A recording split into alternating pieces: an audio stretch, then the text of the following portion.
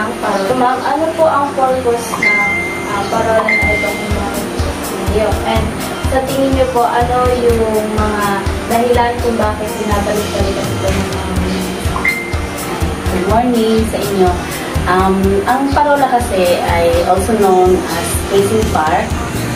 Ito yung area na pinangalan ng late Mayor si Loreto Arrieta para sa pagkilala sa kanyang asawa na ang pangalan ay Racing.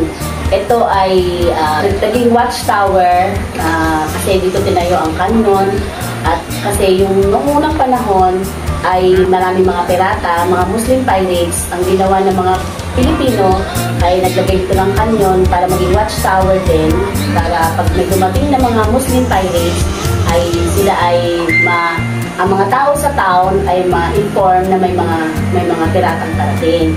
And then itong parola, dahil naging maganda na rin siya, naging historical ito, ay ino ng government, ng local government na maging tourist site, isa sa mga tourist site ng buong Sablayan. Ang parola ay mayroong entrance fee na 11 pesos, lahat ng aakyat sa parola para sa maintenance ng area. Makikita niyo dito, may zipline na the longest island zipline in the world, 1.7 kilometers na cable length. And then, meron tayo ditong mga kabayo, pwede kayo sumakay. Magbabayad lang kayo ng 50 pesos.